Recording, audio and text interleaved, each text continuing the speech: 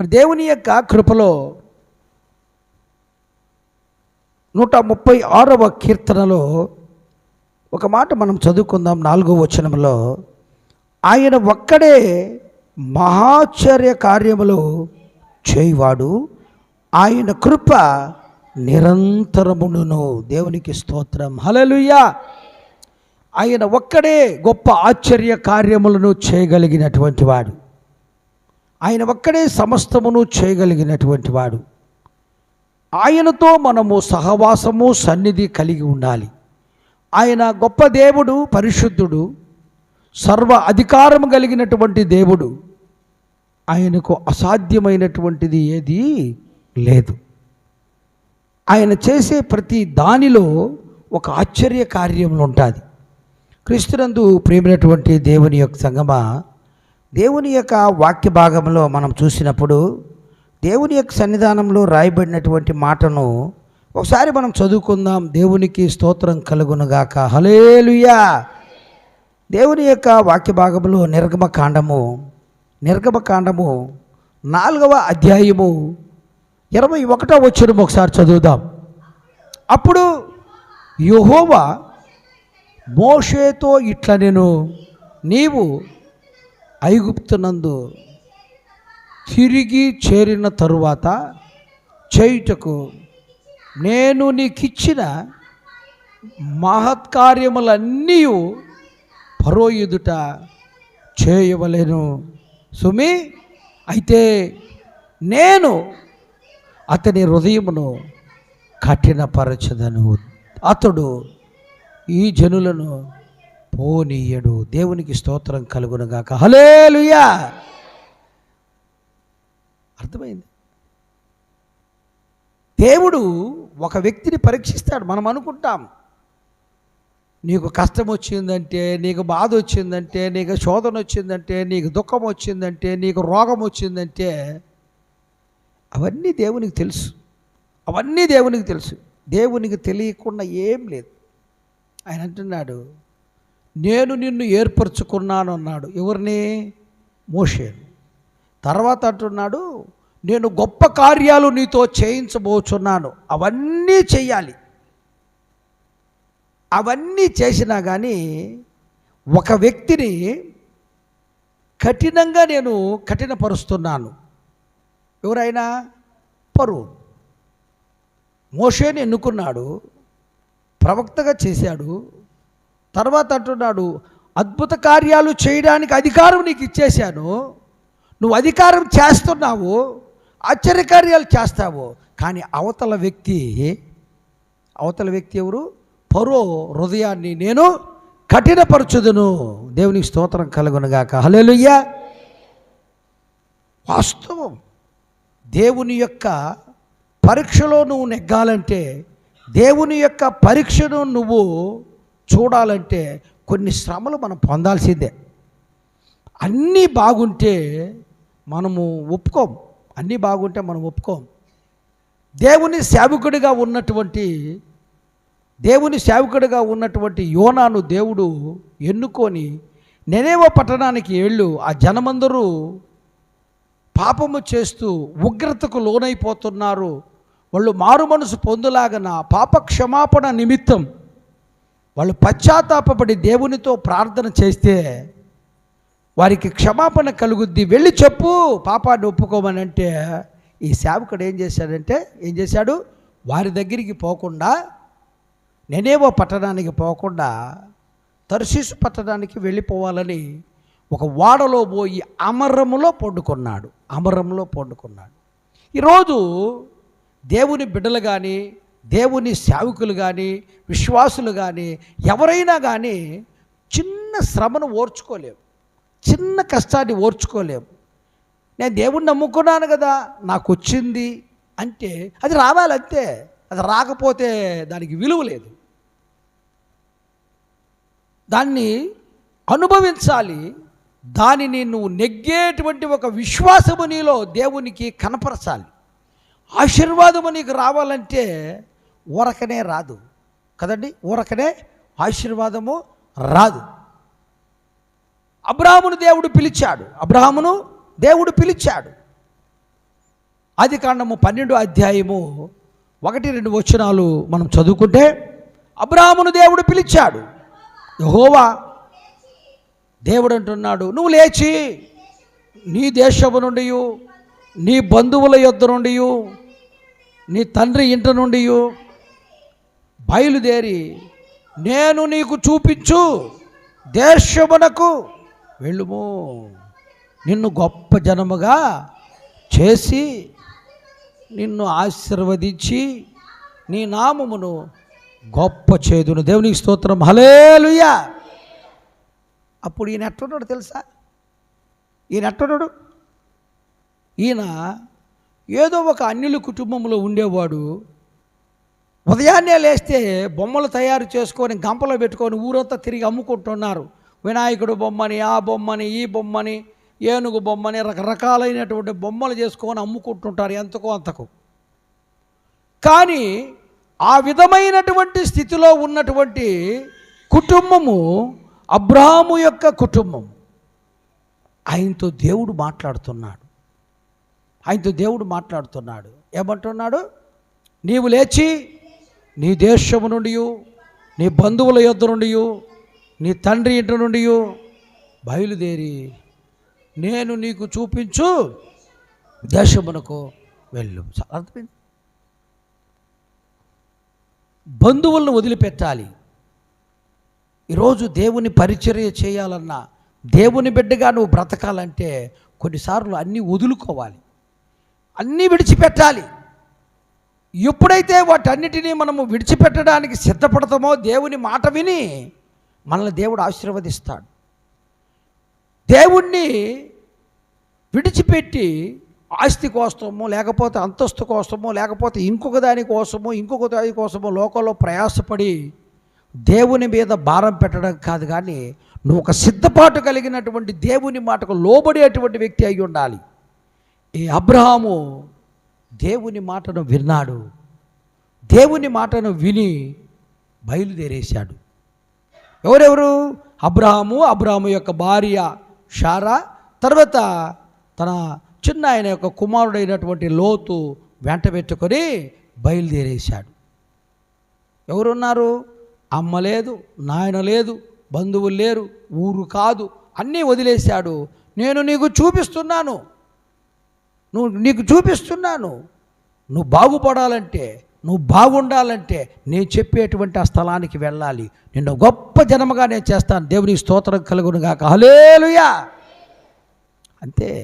ఉన్న చోట ఎప్పుడు మనం అభివృద్ధి కాలేం. ఉన్నటువంటి చోటలో విలువ ఉండదు. ఉన్నటువంటి చోట దేవుణ్ణి మహింపరచలేము. 3 పూటలు ప్రార్థన చేసుకుంటే పెద్ద భక్తుడు అంటారు. కానీ ఆ స్థలమును ఎప్పుడైతే మనము విడస్తామో, ఆ మార్గాన్ని మనం ఎప్పుడైతే మనము స్వస్తి చెప్పి దేవుని మార్గంలోకి వస్తామో దేవుడు మనల్ని దీవిస్తాడు. దేవుని స్తోత్రం కలుగును గాక, హల్లెలూయా. దేవుడు గొప్ప ఆశీర్వాదముతో దేవుడు నిన్ను దీవించాలని దేవుడు ఏర్పరచుకున్నాడు. ఎట్లా వచ్చాడు? ఏదో ఒక గంత కట్టుకొని, ఏదో ఉన్నటువంటి బట్టలు, ఏదో ఒకటి తనకు కలిగినది గంత కట్టేసుకున్నాడు. ఆ రోజుల్లో గంత కట్టి గాడిద మీద వేస్తే గాడిద వస్తూ ఉంటుంది ఆ మూటలన్నీ మోసుకొని. వీళ్ళు బొమ్మలు చేసుకొని అమ్ముకునేటువంటి వారు, ఆ అమ్మినటువంటి డబ్బుల్లో వచ్చేటువంటిది జీవనం చేసేటువంటి వాళ్ళు.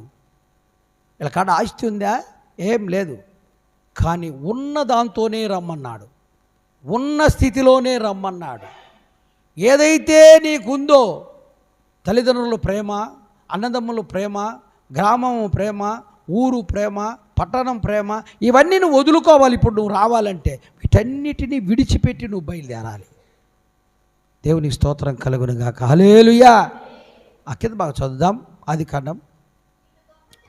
చేసేదను, నిన్ను ఆశీర్వదించి నీ నామమును గొప్ప చేయుదును.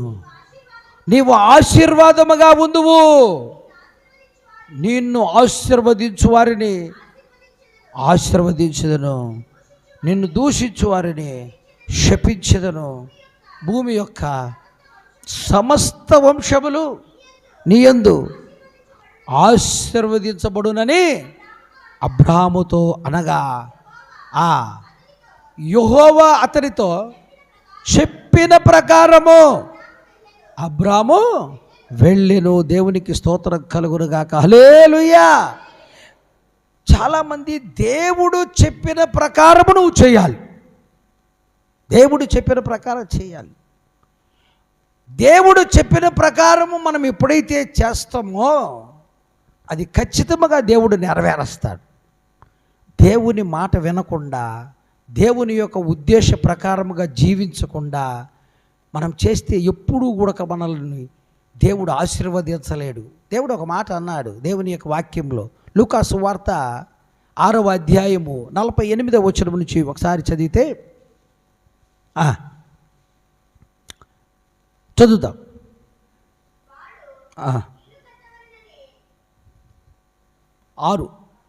46 నేను చెప్పు మాటల ప్రకారము మీరు చేయక ప్రభువా ప్రభువా అని నన్ను పిలుచుట ఎందుకు?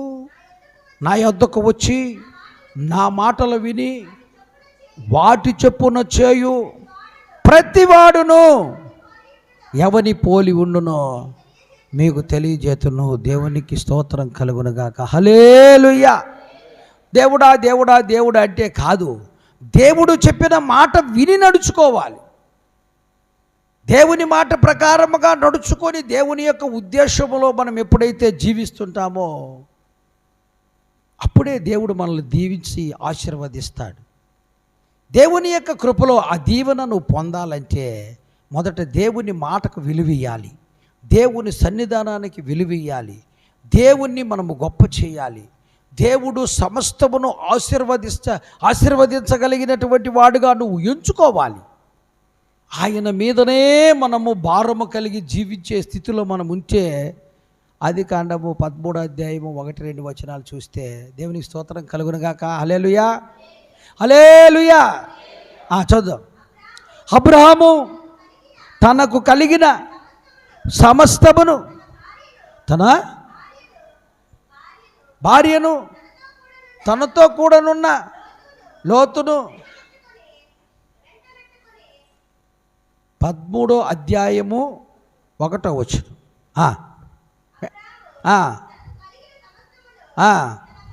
భార్యను వెంట పెట్టుకొని వెళ్ళిను.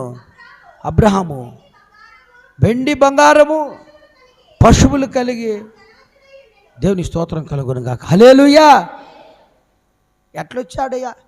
ఎట్లొచ్చాడు? పిలిచినప్పుడు ఏదో ఉన్న కాడికి పాత గుడ్డలు గత్త కట్టుకొని వచ్చినాడు అంతే. తన భార్యని వెంట పెట్టుకున్నాడు. వీళ్ళు పోతా ఉంటే నేను వస్తాను అన్నా అని అన్నాడు లోతు. సరే రమ్మన్నాడు, తీసుకొని వచ్చేసాడు. కానీ దేవుని యొక్క కృపలో బహు ధనవంతుడయ్యుండెను. ఎట్లొచ్చినాయి ఇవన్నీ? ఎవరిచ్చారు? ఈయనేమన్నా ఇలా జేజబ్బ కాలంలో ఆయన పేరుతో ఏమన్నా రాసి పెట్టారా? ఏం లేదు. కానీ దేవుడు ఇచ్చాడు కాబట్టి బహు ధనవంతుడైపోయాడు. కింద బాగా చదివితే అతడు ప్రయాణము చేయుచు దక్షిణము నుండి అనగా బేతేలుకును ఆయికిని మధ్య ఒక తన గుడారము స్థలము వరకు వెళ్ళి తాను మొదట బలిపీఠమును కట్టిన చోట చేరెను. అక్కడ అబ్రహాము యెహోవా నామమున ప్రార్థన చేశాను. దేవునికి స్తోత్రం కలుగునుగాక. హల్లెలూయా. అంటే ఒక పూట కడుపు నిండా తిన్నంత మాత్రాన, లేకపోతే ఒక 1000 రూపాయలు జోబులో ఉన్నంత మాత్రాన దేవునికి దూరం కాకూడదు. ఏ రూపానైనా సరే, ఏ స్థితిలో నువ్వు ఉన్నా సరే, బహుధనవంతుడైనటువంటి అబ్రహాము దేవుని మాటకు లోబడ్డాడు, దేవుని మాట ప్రకారంగా నడిచాడు, గొప్ప ధనవంతుడిగా దేవుడు చేసేశాడు. ఇంత గొప్ప ధనవంతుడైనప్పటికైనా సరే, వెండి బంగారములు కలిగి పశు సంపద కలిగి ఉన్నప్పటికైనా ఈయనకి ఎవరు గుర్తొచ్చారు? దేవుడు గుర్తొచ్చాడు. తాను గుడారము దగ్గరికి వెళ్ళాడు. బలిపీఠం కట్టించినటువంటి స్థలానికి వెళ్ళి అక్కడ మోకరించి ప్రార్థన చేస్తున్నాడు. దేవునికి స్తోత్రములు చెప్తున్నాడు, దేవుణ్ణి స్తుతిస్తున్నాడు, దేవుణ్ణి కనపరుస్తున్నాడు. ఏం దాని ఉద్దేశం అంటే, నీకు ఎంత ఉన్నా, నువ్వు ఎంత గొప్పవాడివైనా, నువ్వు ఎంత తెలివి కల్లవాడివైనా దేవుణ్ణి విడిచిపెట్టకూడదు, దేవునికి దూరం కాకూడదు. దేవుని నామానికి మహిమ కలుగులాగానే నువ్వు వాడబడాలి. దేవునికి స్తోత్రం కలుగునుగాక. హల్లెలూయా. ఈరోజు కొంతమంది అయితే ఒక కొంచెం 10 రూపాయల డబ్బులు కనుక చూస్తే ఆ డబ్బుల వలన అనేకమైనటువంటి దుర్వ్యసనాలకు లోనైపోతారు. కొంత కనుక ఒక 3 పూటలు భోజనం దొరికేస్తే దేవుడు గుర్తు రాడు. అన్ని స్థితులు కొన్ని అనారోగ్యం లేకుండా ఆరోగ్యంగా ఉంటే తిని పండుకొని నిద్రపోతారు. క్రీస్తునందు ప్రియమైనటువంటి దేవుని యొక్క సంగమా, ప్రతిదీ ఉన్నప్పుడు, బాగులేనప్పుడు, అనారోగ్యం కలిగినప్పుడు ప్రార్థన చేసేది కాదు, కష్టాలు వచ్చినప్పుడు ప్రార్థన చేసేది కాదు. అన్నీ నీకు సౌఖ్యంగా ఉన్నప్పుడు, అన్నీ నీకు క్షేమంగా దేవుడు కలుగు చేసినప్పుడు నువ్వు దేవుడిని గుర్తు చేసుకోవాలి. వాస్తవం. మానవుని యొక్క స్థితి ఆలోచన చేస్తే ఒకప్పుడు మన బ్రతికేంటి, ఇప్పుడు మన బ్రతికేంటి. ఒక్కసారి మనము సమాధానంగా కూర్చొని ఆలోచన చేసి దేవుని వైపు చూసి మాట్లాడితే ఎంత ఆశ్చర్యమో. నేనేంటి, నా బ్రతికేంటి, నా స్థితి ఏంటి, నా గతి ఏంటి, దేవుడు ఈ రోజున ఇంత స్థితిగా దేవుడు ఉంచాడంటే అది ఆయన పెట్టినటువంటి భిక్ష కదా, ఆయన పెట్టినటువంటి భిక్ష కదా అని ఒక్కసారి ఆయన్ను గుర్తు చేసుకొని ప్రార్థన చేస్తే ఎంత ఆశీర్వాదమో. దేవునికి స్తోత్రం కలుగును గాక. హల్లెలూయా. వాస్తవం. ఉన్న చోట ఎవరు బలపడరు, ఉన్న చోట ఎప్పుడు ఏది మనకు ఆశీర్వాదకరంగా ఉండదు. కానీ దేవుని సన్నిధానములో నువ్వు గుర్తు చేసుకొని ఆయన్ను మహింపరిస్తే ఎంతో సమాధానము, ఎంతో సంతోషము, ఎంతో మేలుకరము. ఎందుకనంటే సర్వము ఆయనదే, సర్వము ఆయనదే. దేవునికి స్తోత్రం కలుగును గాక. ఇంకొక మాట చదువుదాం. ఆదికాండము 15వ అధ్యాయము 11వ వచనం ఒకసారి చదివితే, యెహోవా వాక్కు అబ్రాహామునకు దర్శనమందు వచ్చి, అబ్రహామా భయపడకము, నీకు నేను కేడెము, నీ బహుమానము. అర్థమైంది. దేవుడు నీతో మాట్లాడతాడండి. దేవుడు మనతో మాట్లాడతాడు.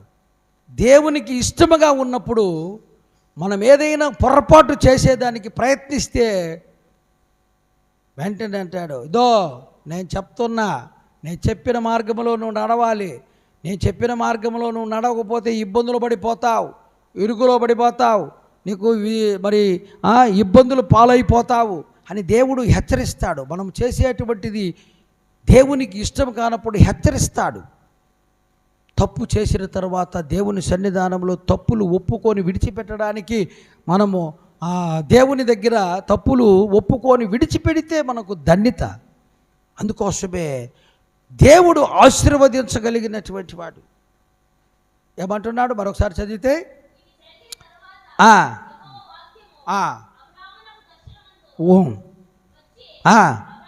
అబ్రాహామా భయపడకము, నేను నీకు కేడెము, నీకు బహుమానము అత్యధిక మగును. వాస్తవం. మనకు తెలియదు అనుకుంటాం. దేవుడు నిన్ను ఒక్కసారి ఎన్నుకున్నాడంటే, దేవుడు ఒక్కసారి నిన్ను ఏర్పరచుకున్నాడంటే, దేవుని యొక్క మార్గంలో నువ్వు జీవిస్తున్నావంటే దేవుడు నీతో మాట్లాడతాడు. ఇదిగో నువ్వు చేసేటువంటి ప్రార్థన నేను విన్నాను, దానికి ప్రతిఫలము నేను ఇస్తాను. నువ్వు చేసేటువంటి పనిని వెనకంజ వేయకుండా ముందుకు కొనసాగి వెళ్ళిపోతూ ఉండాలి. ఈరోజు వాస్తవంగా చెప్పాలంటే ఎంతోమంది తమ సొంత ఆలోచనలతో, సొంత బలమును బట్టి, తన సొంత బలగాన్ని బట్టి ఆలోచించి దేవునికి దూరమైపోయి అదే ఆనందము, అదే సంతోషం కొంతమందికి అయితే బాటిల్ చేతికి వస్తే సంతోషం, ఏమేమి ఉండదు, అన్నీ మర్చిపోతారు. కొంతమందికి డబ్బు ఉంటే అన్నీ మర్చిపోతారు. కొంతమందికి బలగం ఉంటే అన్నీ మర్చిపోతారు. కానీ ఏది ఉన్నా ఏది లేకపోయినా దేవునిని మాత్రము మనము మర్చిపోకూడదు. ఆయన సమస్తమును ఆశీర్వదించగలిగినవాడు. దేవునికి స్తోత్రం కలుగును గాక. హల్లెలూయా. అందుకోసమే ఒకసారి చదువుదాం. 77వ కీర్తన 14వ వచనం ఒకసారి చదివితే, 77వ కీర్తన 14వ వచనం ఒకసారి చదువుదాం.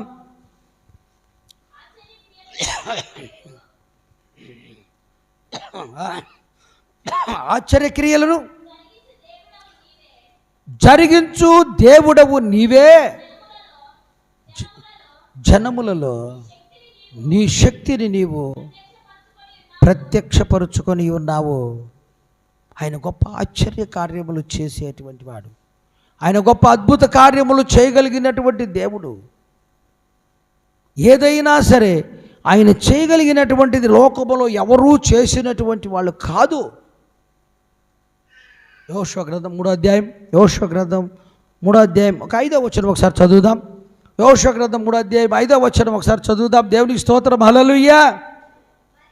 మరియు యెహోషువ, రేపు యెహోవా మీ మధ్య అద్భుత కార్యములను చేయును గనుక మిమ్ముని మీరు పరిశుద్ధపరచుకొనుడని. దేవునికి స్తోత్రం కలుగును గాక. హల్లెలూయా. దేవుడు మనతో మాట్లాడతాడు. మనతో దేవుని యొక్క కార్యం జరగాలంటే పాపక్రియలు కలిగినటువంటి వారి పట్ల ఎప్పుడూ కార్యం జరగదు. మనల్ని మనము పరిశుద్ధపరచుకొని దేవునికి సమర్పించుకున్నప్పుడు దేవుని కార్యం మనం చూస్తాం. దేవుడు మనకు అద్భుత కార్యాలు చేస్తాడు, మనం చూస్తాం కూడక. ఆయన అంటున్నాడు, చూద్దాం కింద బాగా చదివితే, మీరు నిబంధన మందసమును ఎత్తుకొని ప్రజల ముందర నడువుడని యాజకులకు అతడు సెలవీయగా వారు నిబంధన మందసము ఎత్తుకొని ప్రజల ముందర నడిచిరి. అప్పుడు యెహోవా యెహోషువతో ఇట్లా, నేను మోషేకు తోడై ఉండినట్లు తోడి ఉండిదనని ఇజ్రాయేల్ అందరూ ఎరుగునట్లు నేడు వారి కనుల ఎదుట నిన్ను గొప్ప చేయ మొదలుపెట్టదు. దేవునికి స్తోత్రం. హల్లెలూయా. నిన్ను చూసి నీ వారే ఆశ్చర్యపడిపోవాలి. ఏంటి, ఏముంది వీళ్ళ దగ్గర, ఏం చేశారు, ఏముంది ఇక్కడ? ఒక ఆశ్చర్యమైనటువంటి కార్యములు దేవుడు నీ పట్ల చేస్తాడు. దేవునికి నువ్వు ఇష్టమై ఉండి దేవునికి లోబడి జీవించేటువంటి వ్యక్తిగా మనం ఉన్నప్పుడు ఒక గొప్ప కార్యం చేస్తాడు. ఆయన చేసేటువంటి కార్యములు అద్భుతమైనటువంటి కార్యములు, ఆశ్చర్యమైనటువంటి కార్యములు. మందసము ఈరోజు, ఆ రోజు మందసము, ఈరోజు మందసం కాదు. కానీ ఈరోజు మందసం అంటే నీ చేతిలో ఉన్నటువంటి బైబిలే ఒక మందసం, పరిశుద్ధ గ్రంథమే ఒక మందసం అంతే. దాంట్లో ఉన్నటువంటి నీతి నియమాలను అనుసరించి జీవిస్తూ ఉంటే అప్పుడే దేవునికి నువ్వు ఇష్టమైపోతాం, అప్పుడే నిన్ను దేవుడు ఆశీర్వదిస్తాడు. ఈ ప్రజలందరూ చూసి ఆశ్చర్యపడులాగన. దేవునికి స్తోత్రం కలుగునుగాక. హల్లెలూయా. అవును, నిన్ను చూసి అనేక మంది ఆశ్చర్యపడాలి, నిన్ను చూసి అనేక మంది సాక్ష్యం చెప్పాలి. నీ బంధువులలో ఒక ప్రత్యేకతగా ఉండాలి, నీ రక్త సంబంధికులకు ఒక ప్రత్యేకతగా ఉండాలి, నీ స్నేహితులకు ఒక ప్రత్యేకతగా ఉండాలి. ఎస్, దేవుని యొక్క అద్భుతమైనటువంటి ఆశ్చర్య కార్యములు. ఒక దైవ సేవకుడు ఉన్నాడు. ఆ దైవ సేవకుడు మాట్లాడుతూ ఉన్నప్పుడు చాలా సంవత్సరాలు, ఒక 30 సంవత్సరాల తర్వాత ఆయన చిన్నప్పుడు ఉన్నటువంటి స్నేహితులు దొరికారంట. స్నేహితులు దొరికితే తలా ఒక కారు వేసుకొని వచ్చారంట. ఆ కారు దాదాపుగా 10-12 లక్షల పైనే ఉండేటువంటి కారులు వేసుకొని అందరూ వచ్చేసారు. స్నేహితులుగా ఉండేవాళ్ళు మరి ఏదో కొంచెం స్నేహంగా మాట్లాడతారు. ఒరే రారా అన్నట్టుగా కూడా మాట్లాడతారు. స్నేహాన్ని బట్టి పాస్టర్ అయినా కానీ సోదరులుగా మాట్లాడతారు సహజంగా. అయితే పిలిచిన తర్వాత మేము నాకు ఒక 4-5 ప్లాట్లు ఉన్నాయి, నేను 2-3 బిల్డింగ్లు కట్టేశాను, దాదాపుగా నేను కనీసం లేదంటే ఒక 5-6 కోట్ల ఆస్తి సంపాదించేశాను. నువ్వేం సంపాదించుకున్నావురా అని అంట. నా కాడ ఏం లేదే. నువ్వేం సంపాదించుకున్నా? నా కాడ ఏం లేదయ్యా, నేను ఏదో దేవుని పని చేస్తూ ఉన్నాను అన్నాను. సరే పోదాం రారా అని చెప్పేసి వాళ్ళు పోయారంట. మంచి భోజనం తిన్నారంట. మనీ వచ్చేసిన తర్వాత, అరే మేము పోతుండాము,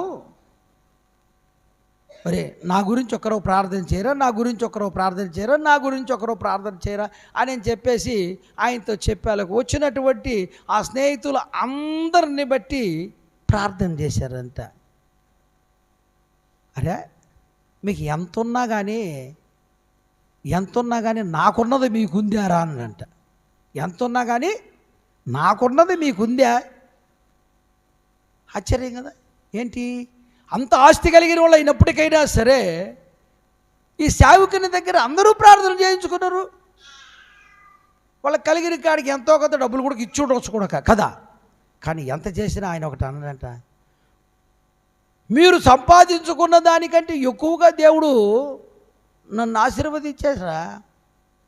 అంత ఆస్తిపరులు అయినా సరే మిమ్మల్ని గురించి నేను ప్రార్థన చేశాను కదా, అంతకంటే ఆస్తి నాకేం అవసరం లేదురా అన్నాడు. దేవుని స్తోత్రం, హల్లెలూయా.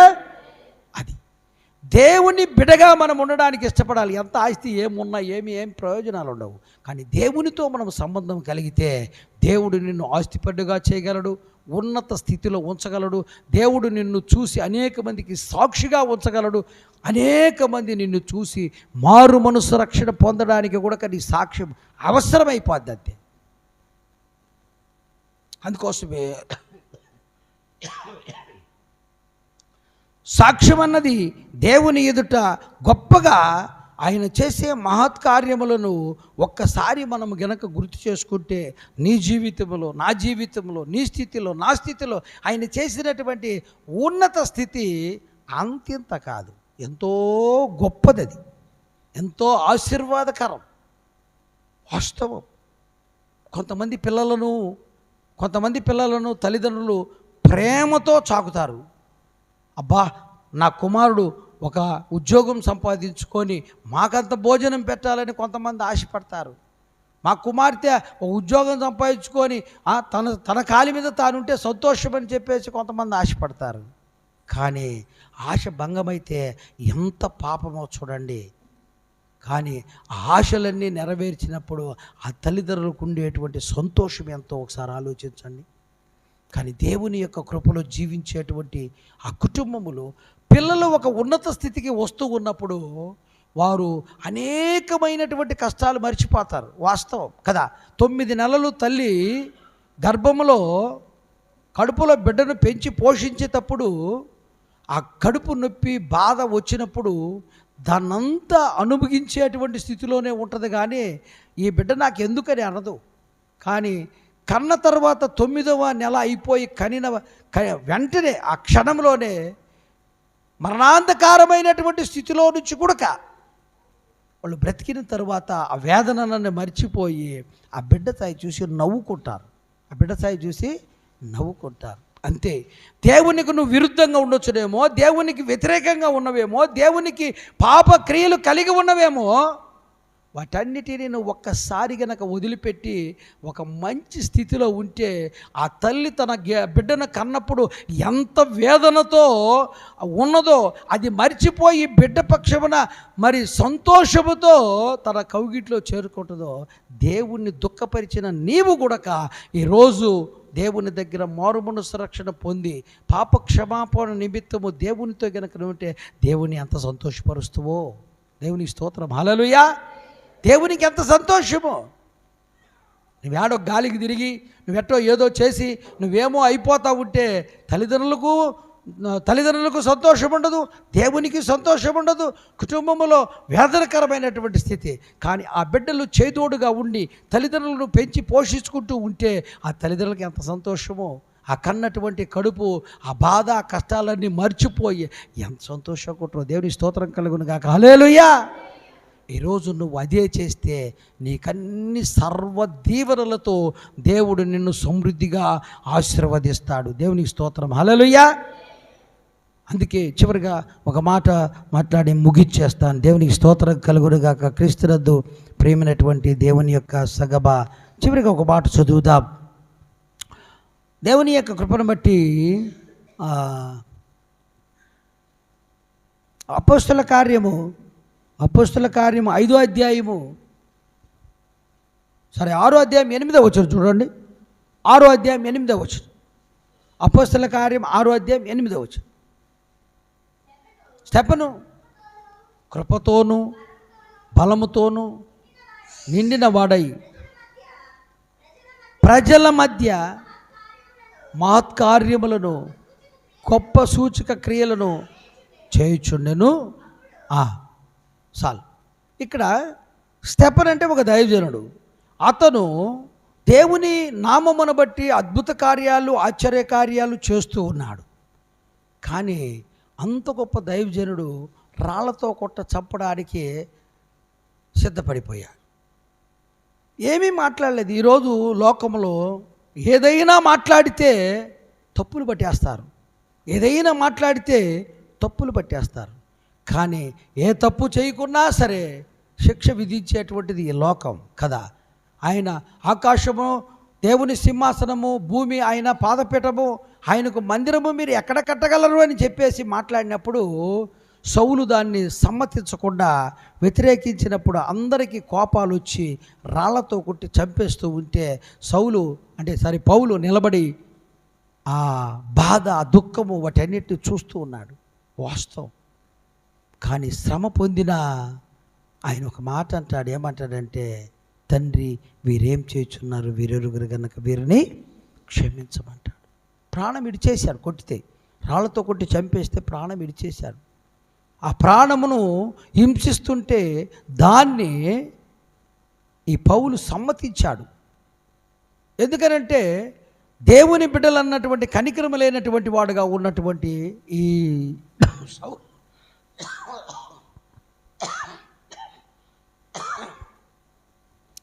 అందుకే క్రీస్తునందు ప్రేమైనటువంటి దేవుని యొక్క సంగమా, నీ జీవితంలో అనేకమైనటువంటి అద్భుతాలు దేవుడు చేశాడు. నువ్వు ఒకసారి గుర్తు చేసుకుంటే నీ బ్రతుకు, నా బ్రతుకు ఒకప్పటికి ఇప్పటికీ ఎంత మారిపోయినది అని అంటే అది నువ్వు సంపాదించింది కాదు, నేను సంపాదించగలదు, అది దేవుని కృప ఒక్కటే. దేవుని స్తోత్రం. హల్లెలూయా. ఆయన కృప వల్ల మాత్రమే దీవెన, ఆయన కృప వలన మాత్రమే మనకు ఆశీర్వాదము. అందుకే దేవుని యొక్క కృపలో ప్రతి విషయాన్ని బట్టి మనము చూస్తున్నప్పుడు దేవుడు గొప్ప కార్యములు నీ పట్లను నా పట్లను అద్భుతమైనటువంటి కార్యాలు చేయగలడు. దేవుని స్తోత్రం కలుగునుగాక. ఇంకొక మాట సాక్ష్యము మరి చెప్పుకొని మాటలు మనము ముగించుకుందాం. దేవునికి స్తోత్రం కలుగునుగాక. యోహాను సువార్త 7వ అధ్యాయము 31వ వచనం ఒకసారి మనం చదువుదాం. 7వ అధ్యాయము 31వ వచనం ఒకసారి చదువుదాం. మరియు జన సమూహములో అనేకులు ఆయన యందు విశ్వాసముంచి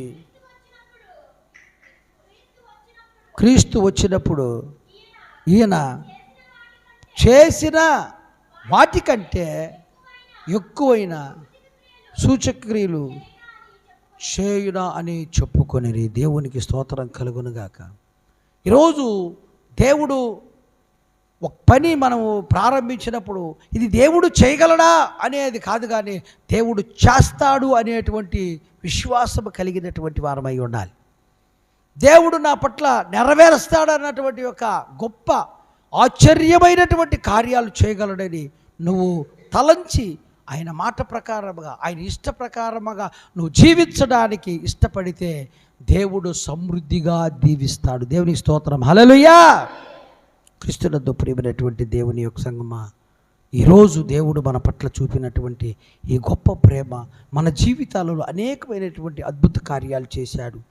ఒకరిని ఇద్దరుగాను, ఇద్దరు ముగ్గురుగాను భార్యాభర్తల మధ్య పిల్లలను దేవుడు సమృద్ధిగా దీవించి ఆశీర్వదించి ఈరోజు ఈ స్థితిలో మనం ఉన్నామంటే అది దేవుడు చూపినటువంటి గొప్ప కార్యం.